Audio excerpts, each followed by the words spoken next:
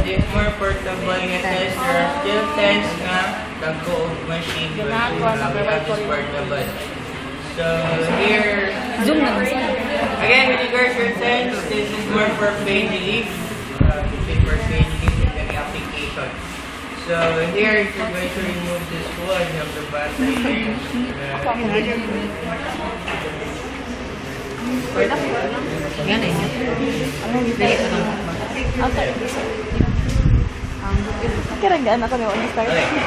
So here, so you have here adjustment here. Sa kuributan niya para na makita mo doon.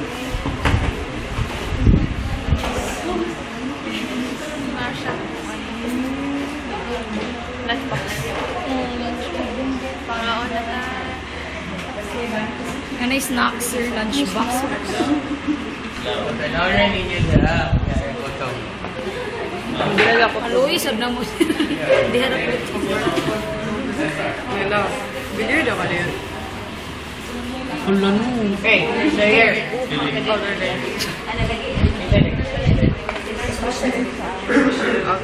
Thank you. So here you have your pulse width. When I say pulse width, it's still the same as your pulse duration. And this one is the pulse rate. It's just the same as with your frequency. So this is the pulse duration and frequency. Usually sa tens, your frequency is inversely proportional with the pulse duration. So kung taas ngayon yung frequency, ay yung pulse width or pulse duration. Ayun na, kung taas ganyan yung frequency or pulse width or pulse duration should be shorter. And if ever yung frequency is lesser, your pulse duration or your pulse width should be longer. Yeah, so inversely proportional. So then I will take a discussion mission. I will let me simplify the lesson of tens. I'll go for training. So you place just going to introduce two types of tens. One is the conventional. Share and discuss ang mga goals. So just discuss nila two types of tens nila in your part. Although for failure, you have to commonly advise. When you have this conventional type or high frequency. So high frequency ni siya na type of tens. So it utilizes a high frequency. So you now expect that the pulse duration or pulse width will be shorter. So high frequency. So you just place this when you first C. Place the initial to C and then the DOM.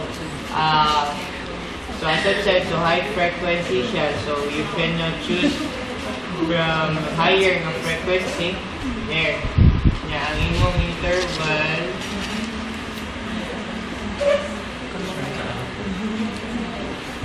So ang imong interval or pulse width would be smaller. Smaller na ba niyo? There. So that is your high frequency or conventional type of tens. Okay, mas comfortable ni siya. So usually this is being applied for both pwede acute, subacute, chronic. Pwede ni siya ma-apply. The other one is your low frequency or acupuncture type of tens. Pwede po niyo siya makuhaan. So low frequency mas aggressive din siya and mas a little bit discomfort in the parts of patient. So how are you going to do that? So you just adjust this to a lesser frequency. Then ang pulse width nimo or pulse duration will be higher. Ganyan siya ka-simple na lang. And then sa duration, kaning nasa ito nga. So that would be for the duration here. If you don't, if you just want 30 minutes, so you can place that to 30. Then if ever 60 minutes. Then if ever beyond 60 minutes, you can place that to C na lang. So there. Or if you want, dito na lang mo C, and then you just can use your watch. Okay? Here. Okay. Next, this is for the adjustment for the intensity setting for the tens. So you have two, so you can have two pairs of electrodes there, but you're not going to cross each other. They're on different sides. So this one is to use for this output, and this other one is for the other output impact. Okay. So these are the electrodes. Okay. So you're going to attach this to the cable. Asa nag-test it? Ini anak itu si Sir Diha Roto. So, Anisha, you have this your electrode now in shape booklet, yeah. So you just have to insert one here. Insert it in here. Insert the one. Palitan na sir, palitan na. Kinsa yung patient?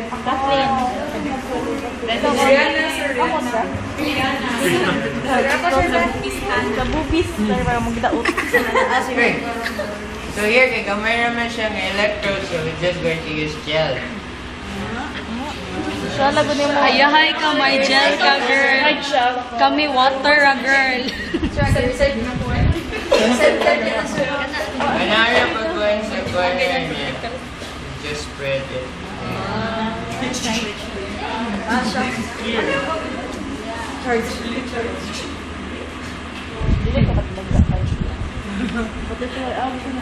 Then apply it to the area to be treated. Like again, you have lateral epicondylitis.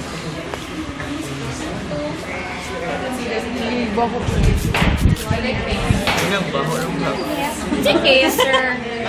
Lateral.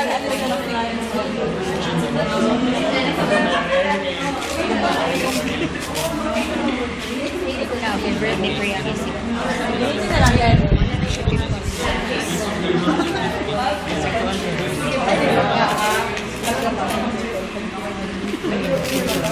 Wala ka sa baby.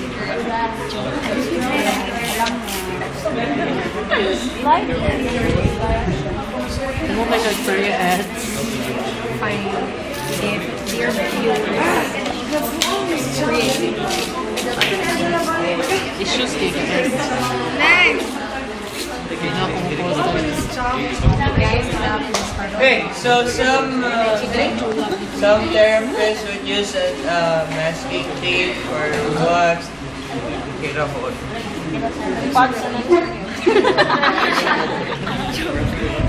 Then, untuk tape lang good.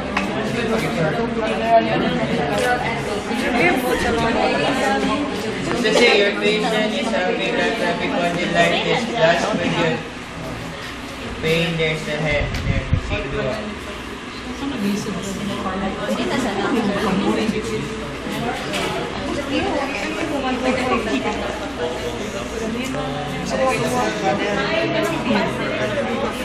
Kay yun sa mga kaya ko na sila insert sa video. Sige, Pero para ipo na alam na.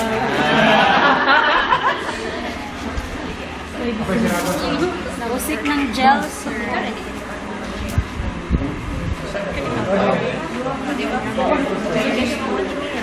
Tawal daw.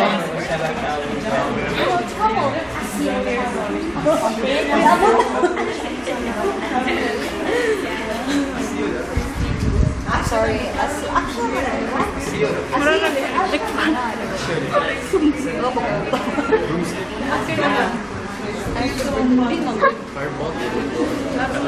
Firebolt the person. Gusto ko Let's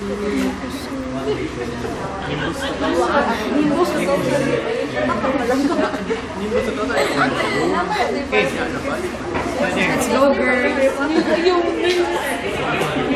So, let's say you have apply conventional type or high frequency tens. So, what you're going to do is, okay, so here, high among frequency there. Yeah, among rate here will be lesser. Now, so what you're going to do is, okay, ma'am, we're going to find still tingling sensation niya po. You're going to check the completing sensation.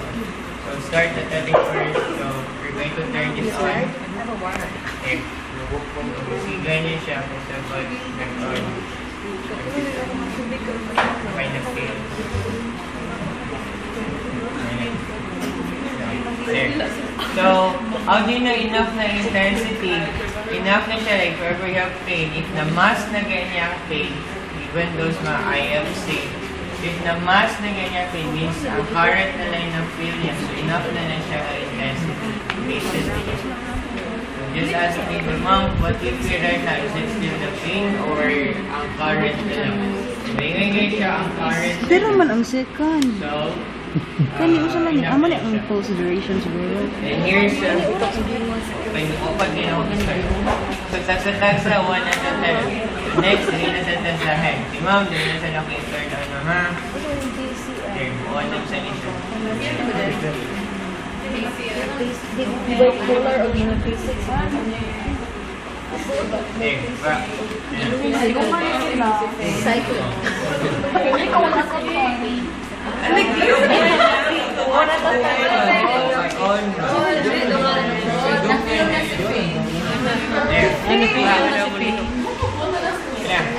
Okay, let's move on to low frequency.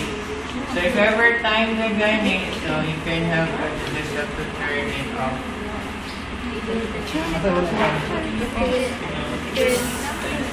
Yeah, off. So let's move on to high frequency. Low frequency and low. So take this to low. Low frequency niya. High ang imong goals with. Yeah. So if you're going to turn it on. Okay, observe here. Okay, listen up. You probably have seen a blinking sign, so you don't expect na more siya mo-contract. Okay rin niya siya mo-contract. Which man, as long as di siya protected. So there.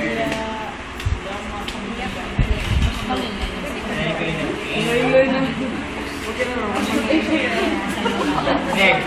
So basta sa low frequency or acupuncture like, expect ka na contraction in that way. Okay rin na siya. Next year, as long as ang contraction, hindi man. Naniuyog na yung kamay. Aso, naniuyog yung kamay.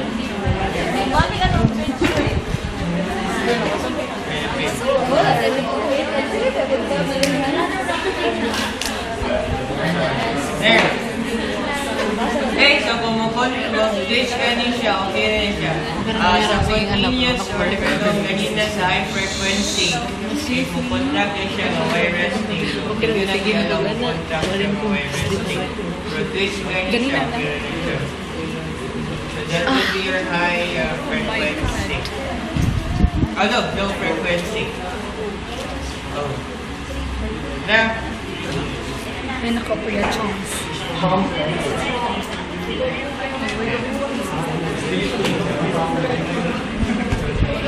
Thank you.